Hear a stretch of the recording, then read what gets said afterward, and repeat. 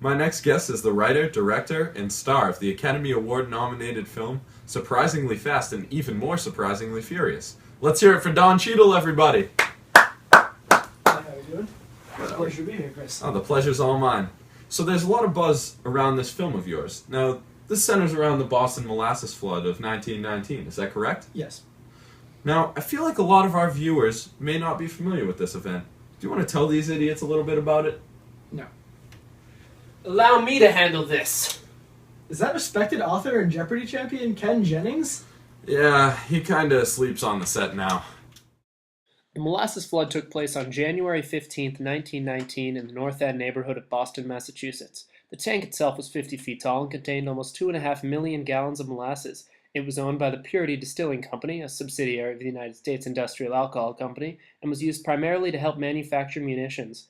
Around 12:30 in the afternoon, the tank collapsed due to a combination of poor construction, limited regulation, and excessive pressure from a rise in local temperature. The stored molasses created a 25-foot-tall wave that moved at 35 miles per hour, killing 21 people and injuring 150. It tore apart a nearby railway, swept buildings off their foundations, and threw dangerous debris.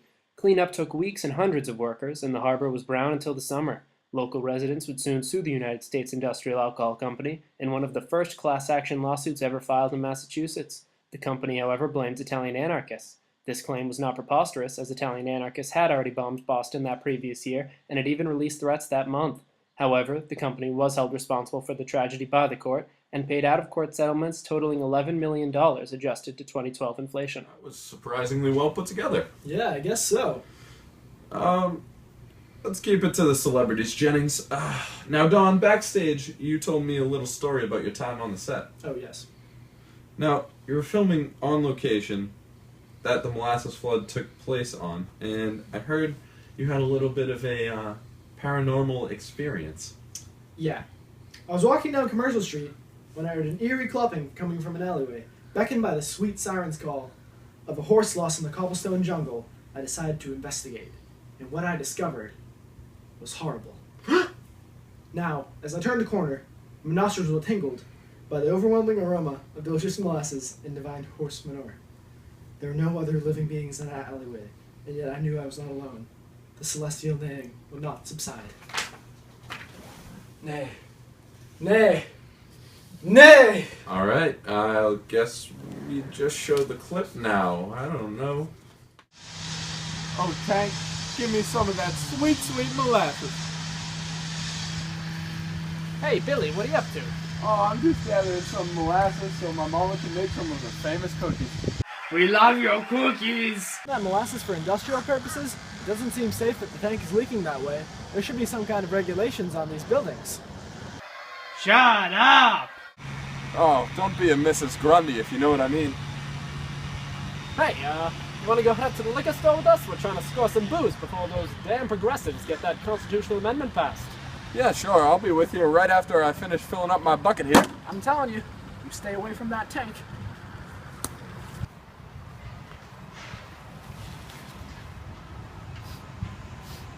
Cause of death? Molasses.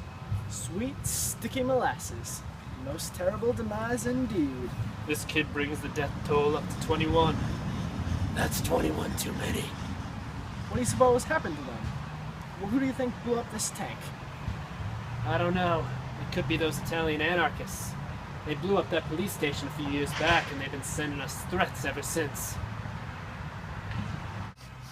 Afternoon, detective. I just caught this one around the corner.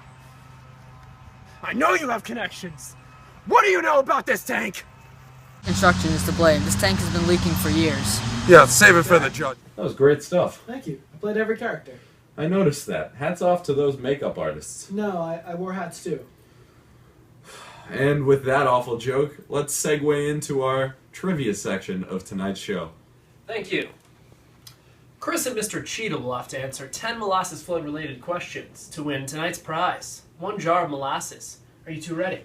He wrote, directed, and starred in a molasses flood-based film. Don't you think he kind of has an unfair advantage? Don't be such a Mrs. Grundy. And first question, what was the most common ailment reported after the initial blast? Don. Coughing fits. 10 points to Cheadle. Since when are there points? Next question, how many days did the Red Cross spend searching for victims? Don. 4 days. 5 points for Cheadle. Why was that one worth less points? What did cleanup crews use to get rid of the molasses? Don? Sand and salt water. 13 extra points if you can explain why. Salt water to break down the molasses and wash it away, and sand to absorb it. 40 points for Don. Alright, I feel like you're making these up as you go. Was the tank ever rebuilt?